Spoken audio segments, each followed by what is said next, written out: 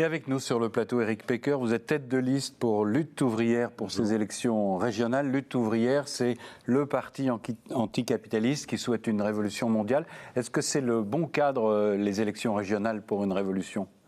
Écoutez, moi je suis le seul ouvrier tête de liste dans ces élections régionales et on se présente pour faire entendre le camp des travailleurs.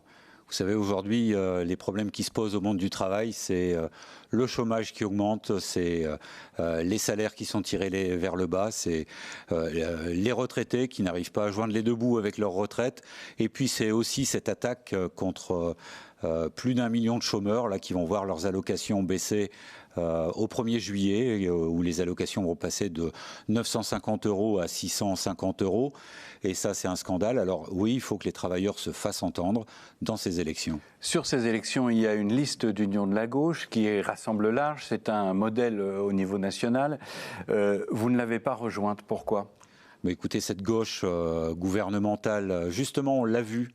Là, elle n'est pas gouvernementale. Il y a les Verts, la France Insoumise, le PS, le PCF. Le PS, le PC, on les a vus au gouvernement. Les écolos, derrière qui cette gauche gouvernementale se retrouve, on les a vus aussi dans des gouvernements.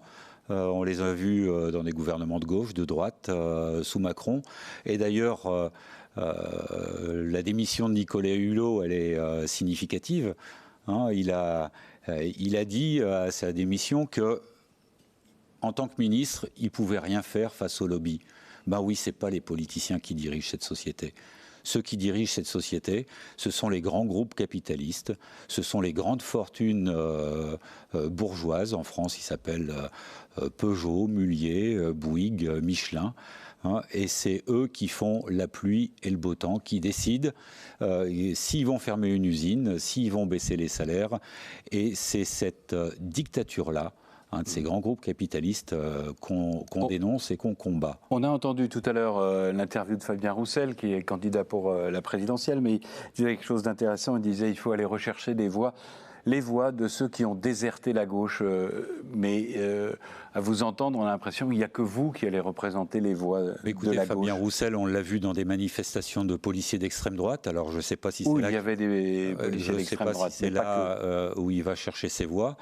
Mais nous, on s'adresse aux travailleurs, aux chômeurs, aux retraités, aux ouvriers, aux employés, aux techniciens, aux femmes de ménage, aux hospitaliers, à tous ceux qui sont essentiels dans la société, qu'on a pu voir dans le cadre de la pandémie, dans le cadre des confinements. Oui, finalement, c'est nous, les travailleurs, qui faisons tout tourner. Et on est légitime à revendiquer la direction de cette société.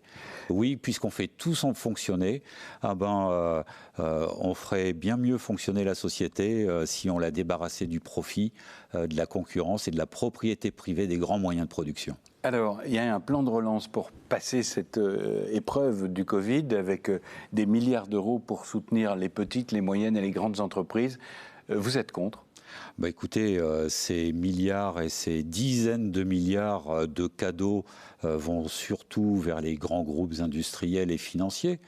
Oui, à quoi ça sert de rajouter des milliards à des milliards ?